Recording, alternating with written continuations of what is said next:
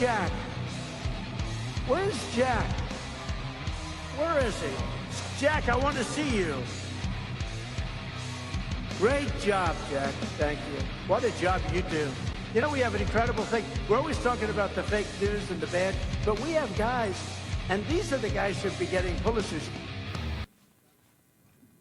All right, Jack Posobiec, here we are back live. Very excited to have on now the president of the American Principles Project, Terry Schilling, joining us. What's up, Terry? Hey, Jack. Thanks so much for having me, brothers. I just saw you in New Jersey just a couple of weeks ago, so this is great to be back. Yeah, we saw you in New Jersey at the Wildwood rally, and then I was back there again last night, or yesterday afternoon up in Bergen County. It was amazing. I said I made a joke about how the Giants finally beat the Eagles, and I said because I was in Giants country, right? Now South Jersey is Eagles, where I'm in good standing, but North Jersey, I brought up the Eagles a couple times. Oh my gosh, the crowd, like, they looked like they were going to rush the stage, and I was like, hold on, guys, hold on, just hear me out. And they're like, you could see it, kind of turn. I said, wait a minute, and I said, you know something?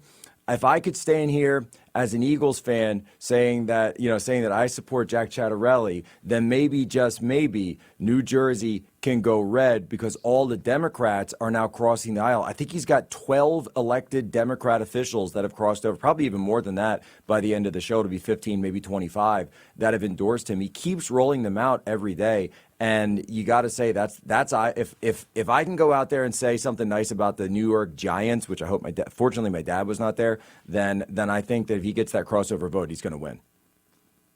No, Jack, I think that's exactly right. Look, New Jersey, one of the first campaigns I worked on was in 2008. It was for Congressman Chris Smith. We're out there fundraising all over South Jersey. I love South Jersey. It's all working class people, right? Common sense people that, they like their Social Security, they like their Medicare, but they don't like sterilizing children. They don't like boys and girls sports. They don't want boys and girls locker rooms because they know that problems will happen from that. But look, if you look at Mikie Sherrill, she's a very weak candidate. She supports the entire trans agenda, which, by the way, is a killer. Our message testing shows that, among swing voters, that 8% of them shift over to Jack Ciattarelli when they find out that Mikie Sherrill supports taking away parental rights or giving kids sex change procedures. It's a common sense state, Jack. They want to get to work. They want to be able to take care of their families, and they don't want someone like Mikie Sherrill to be transing their sons. That's exactly right, and you put that in. Now we were talking a little bit on the break, but you can tell us on here, is APP getting involved in the race? Oh, yeah, sorry. I should have said that. We're over $1 million now that we're going to be spending in New Jersey to help Jack Ciattarelli get over the top. We're primarily doing text messaging campaigns and digital campaigns. We actually, by the way, our ads have some of the highest completion rates of all time. So you can tell how impactful an ad can be based on how many people are clicking out of it. And right now, less than 3% of people are clicking out of our ads. They're actually watching the whole thing from completion or at a 97% rate. So I think these issues are hot. I think Mikie Sherrill is vulnerable regardless of what the polls say, which, by the way, the polls we're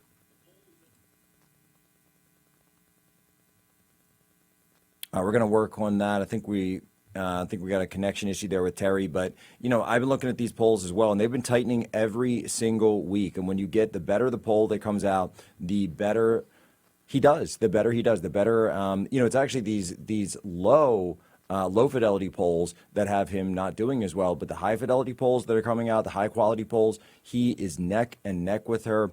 You could even say T-neck and T-neck with her, because I was driving through there yesterday. If you're from Jersey, you'll get the joke. If not, you'll just be like, why is Poso doing this again? The issues up in that race are so clear. She is too far to the left for New Jersey. And and again, I'm telling you, those working class voters that I was with yesterday, the Irish, the Italians, the Polish, the Colombians that were coming out in droves, by the way, in North Jersey. The Colombians, yeah. They're not down with the wokeness. They're not down with this. And they're also not down with the fact that Mikie Sherrill, and look, by the way, look at her face right there. You could see it. That is the dour face of joylessness. That is not the joy. Mikie Sherrill is not feeling the joy. She is feeling the Kamala. That's the big Kamala face right there. What does that mean? That means she's been reading internal polls. She knows there's trouble. That's her at a rally, by the way. and she's trying to you like you're on camera. You want to try to like put on a happy face or something. No, she can't do it. Do we have Terry back, guys? Do we have Terry back there? I'm here. Oh, great, Terry. We reset you, but you were just kind of walking through that. You guys are doing fantastic work. 1 million big ones into the New Jersey race. That's a huge investment.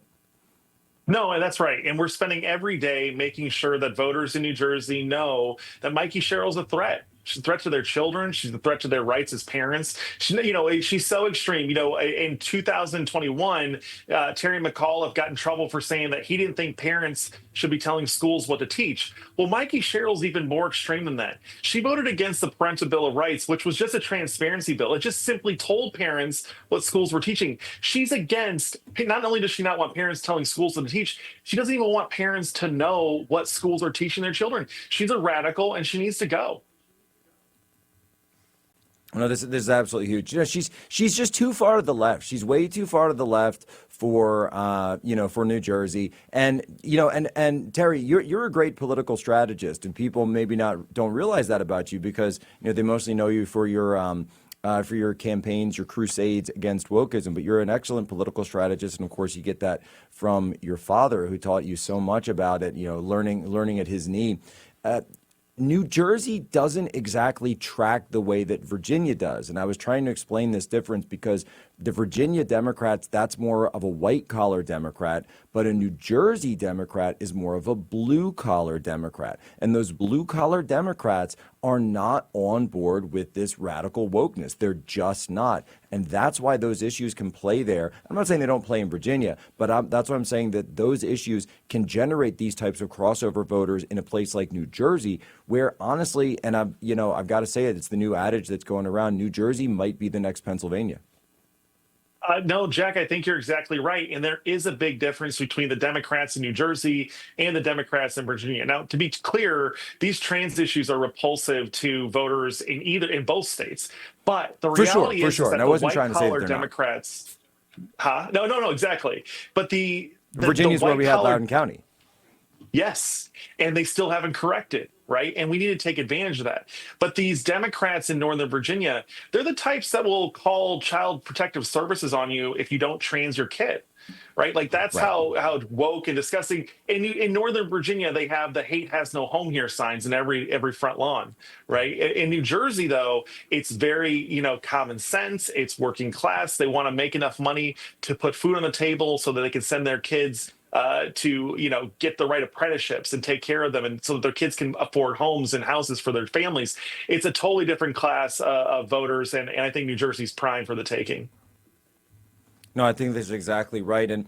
And when you look at the preponderance of this, when you look at where New Jersey's at, and I'm just going to say it, if you had told me 10 years ago, 15 years ago that there'd be a grassroots movement to elect a Republican in New Jersey, I would be like, what are you talking about? Like, that's just not even anywhere near the cards. However, when you look into the actual polling, especially the 2024 election outcomes, every single county of New Jersey. This is even on Wikipedia, right? They'll scrub it after we talked about it today. But even on Wikipedia, what did it show? A county shift in every single county towards red, and it shifted red on a variety of issues. But trans and women's in men and girls sports, that's a huge one. And the other huge one, of course, is the effect of illegal alien crime, illegal alien violence. Because who doesn't want that? People in the suburbs, and specifically, if I could talk, suburban women. I need some more blackout coffee. The suburban women are just not down for this. No, they're not, and the suburban women aren't with the Democrats' agenda on a lot of things.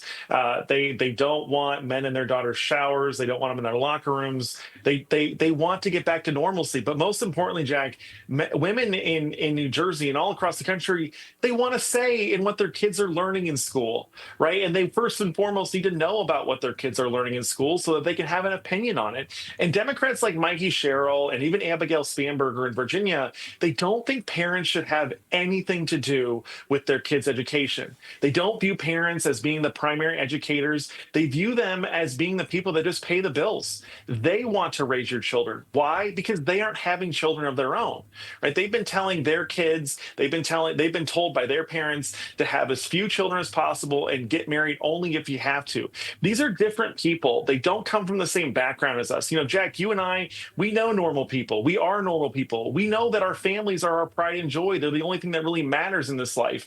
And these Democrats that are running for office, they think that families are a hurdle. They think that they're an obstacle to your true legacy, which is apparently becoming governor of New Jersey.